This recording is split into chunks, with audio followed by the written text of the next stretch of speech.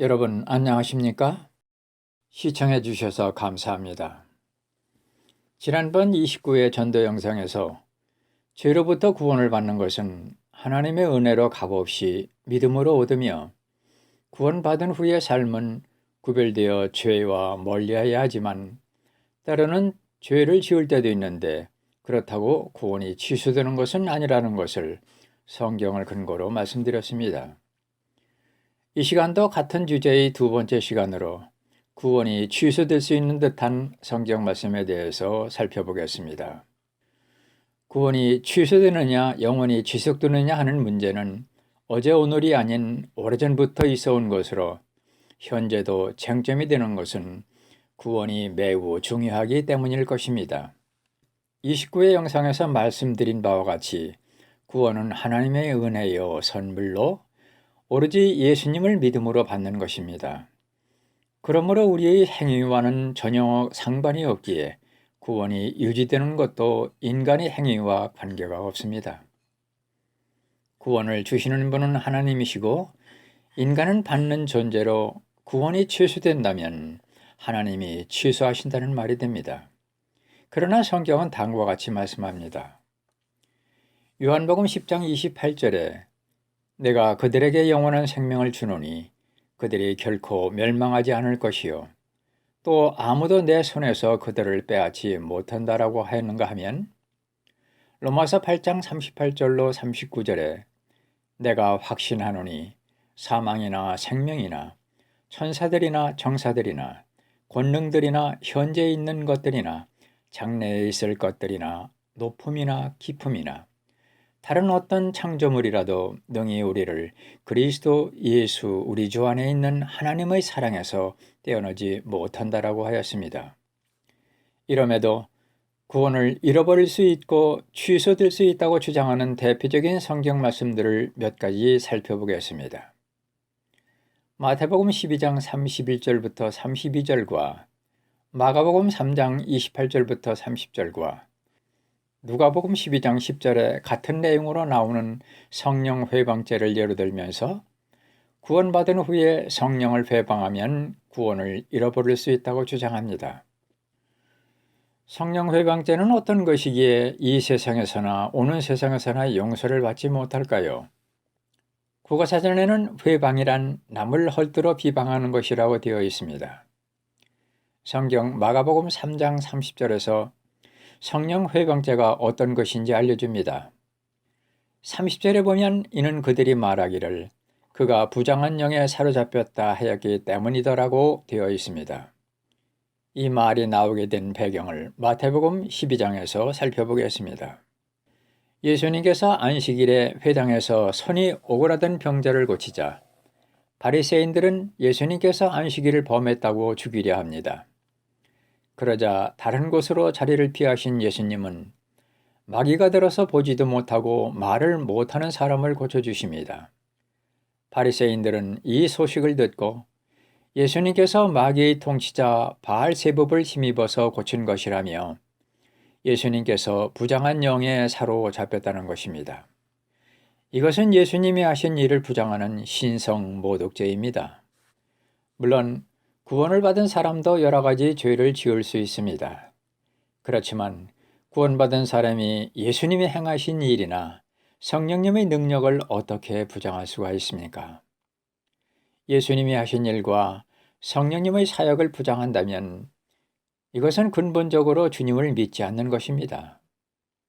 이런 사람은 구원받은 적이 없으므로 이를 구원도 없는 사람입니다. 따라서 성령 회방죄는 믿고 구원을 받는 사람에게는 적용되지 않는다고 봐야 합니다. 그 다음으로 마태복음 7장 21절부터 23절에 보시면 주여 주여 하는 자들과 주의 이름으로 대언을 하고 마귀들을 내쫓고 주의 이름으로 놀라운 일들을 행하는 자들을 주님은 결코 그들을 알지 못했다라고 하신 말씀의 경우입니다. 입으로 주여 주여 한다고 하늘의 왕국에 들어가는 것이 아니라 중요한 것은 하늘에 계신 내 아버지의 뜻을 행하는 자가 들어간다고 하였는데 맞습니다. 중요한 것은 아버지의 뜻을 행하여야 들어갑니다. 그러면 아버지의 뜻이 무엇일까요? 여러 가지가 있지만 요한복음 6장 39절부터 40절에 보면 한마디로 예수님을 믿는 것이라는 것을 성경을 통해서 알 수 있습니다. 예수님을 믿지도 않으면서 주님의 일을 한다고 구원받는 것으로 착각하면 안 됩니다. 마태복음 7장 23절을 자세히 보면 주여 주여 하며 놀라운 일을 행하는 자들을 예수님께서는 왜 모르신다고 말씀하셨는지 알 수 있습니다. 개역개정 성경에는 그때에 내가 저희에게 밝히 말하되 내가 너희를 도무지 알지 못하니 불법을 행하는 자들아 내게서 떠나가라 하리라고 하시며 마치 구원을 잃는 것 같이 오해해가는 말씀처럼 들립니다. 그러나 흠정역 성경에는 그때에 내가 그들에게 밝히 말하되 내가 너희를 결코 알지 못하였노라 불법을 행하는 자들아 너희는 내게서 떠나라 하리라고 하였습니다. 개역성경에서 도무지 알지 못한다라는 것과 흠정역 성경의 결코 알지 못하였다라는 것은 의미상 큰 차이가 있습니다. 개역성경은 예수님께서 이들을 처음에는 아셨다가 나중에 모르신다고 하신 것 같은 의미로 받아들이기 쉬우나 흠정역 성경은 예수님께서 아예 처음부터 이들을 결코 아신 적이 없다고 말씀하신 것입니다. 즉, 이들은 처음부터 구원을 받지 못한 것입니다. 그러므로 이 말씀을 근거로 하여 구원을 얻었다가 취소되는 것으로 보아서는 안 됩니다. 예수님을 믿지 않고 믿음 생활을 하는 것은 일종의 종교 행위로 바리새인과 서기관들처럼 위선에 빠지기 쉽습니다. 종교 생활로는 구원을 받을 수 없습니다. 우리는 이런 말씀들을 보면서 나는 예수님 안에서 믿음 생활을 하는가? 아니면 예수님과는 관계가 없이 주님 밖에서 열심을 내는지 자신을 돌아보며 교훈으로 받아들여야 할 것입니다. 그 다음으로 구원을 잃는 듯한 말씀으로 마태복음 23장 13절 말씀으로 그러나 끝까지 견디는 자, 곧 그는 구원을 받으리라는 말씀입니다. 이 말씀에서 끝까지의 끝은 언제를 말하는 것일까요? 자기의 생명이 끝나는 날까지 견뎌야 구원을 받는다는 말씀일까요? 아니면 세상이 끝나는 종말인가요? 이 끝은 개인의 종말이 죽는 날이 끝이 아니라 7년 환란의 끝을 의미합니다. 교회는 7년 환란 전에 공중으로 올라갑니다. 마태복음은 신약 성경이지만 배경은 로마 시대 구약에서 신약 시대로 넘어가는 변환기에 마태가 유대인을 대상으로 기록한 책으로 구약 시대로 보아야 합니다. 1장과 2장에 의하면 예수님은 아브라함과 다윗의 혈통으로 유대인의 왕으로 오신다고 기록되어 있습니다. 예수님이 유대 땅에 오시는 이유는 이 땅에 하늘의 왕국을 세우셔서 왕으로 통치하시기 위해서입니다. 그런데 유대인들이 주님을 배척하고 죽임으로 하늘의 왕국 건설이 초림에서 재림으로 연기가 되었습니다. 아직은 교회 시대가 도래하지 않은 상태입니다. 교회라는 말이 신약 성경에 처음으로 기록된 것은 마태복음 16장 18절입니다. 또 내가 네게 이르노니 너는 베드로라. 이 반석 위에 내가 내 교회를 세우리니 지옥의 문들이 그것을 이기지 못하리라고 말씀하시므로 예수님의 신약 교회가 세워질 것을 말씀하셨습니다. 십자가 사건 이후 사도행전 2장에서 오순절 성령님이 임하셨고 47절에 보면 구원받아야 할 자들을 날마다 교회에 더하시더라며 진정한 신약 교회의 시대가 이때 시작됩니다. 따라서 초림 때에 오신 예수님을 믿는 사람을 가리켜 교회라고 합니다. 에베소서 1장 23절에 보면 교회는 예수님의 몸이고 5장 3절에 의하면 예수님은 교회의 머리라고 바울은 말씀합니다. 데살로니가전서 4장 17절에 보면 예수님께서 공중 강림하실 때 교회들은 공중으로 채어 올라가 주님을 만난다라고 기록되어 있습니다. 그러므로 예수님을 믿는 사람, 즉 교회는 7년 환란 전에 공중으로 올라갈 것이기 때문에 마태복음 24장과 25장의 내용은 교회에 해당하는 말씀이 아니라 환난을 통과할 유대인들에게 적용될 말씀입니다. 따라서 끝까지 견디는 자가 구원을 받는다라는 말은 예수님을 믿고 교회가 된 사람에게는 적용되는 말이 아닙니다. 그렇다고 하여 교회는 이 말씀을 가볍게 여기지 말고 겸손한 마음으로 자신을 돌아보며 예수님의 성품을 닮아가는 성마의 삶을 살아야 합니다. 이 과정을 바울은 빌립보서 2장 12절에 두렵고 떨림으로 너희의 구원을 이루라고 하였습니다. 이 말씀도 구원을 받았다가 이룰 수 있다고 오해하는 말씀 중에 하나입니다. 데살로니가전서 5장 23절에 의하면 사람은 영과 혼과 몸 이렇게 세 가지로 이루어진 것을 알 수 있습니다. 이에 대해 자세한 것은 전도 영상 5회 인간의 몸과 혼과 영의 역할이라는 제목을 참고하시기 바랍니다. 흔히 일반적으로 예수님을 믿으면 구원을 받는다고 말합니다. 맞는 말입니다. 그러나 구원을 좀 더 깊이 있게 살펴볼 때에 그리 간단하지 않습니다. 구원이 완성되기까지는 시간적 세 단계가 있습니다. 첫 단계로 동시적 구원이고 두 번째 단계로 계속적 구원 또는 점진적 구원이라고도 할 수 있습니다. 마지막 단계로 궁극적 구원 등 세 단계를 거쳐야 구원이 완성이 됩니다. 이들 세 단계를 간략하게 살펴보겠습니다. 먼저 동시적 구원은 우리가 처음 예수님을 믿기 시작했을 때의 구원의 첫 단계입니다. 요한복음 3장 3절에 보면 예수님은 니고데모와의 대화에서 사람이 다시 태어나지 아니하면 하나님의 왕국을 볼 수 없느니라 하시니라고 말씀하시므로 영적으로 거듭나야 하는데 이것을 중생이라고 합니다.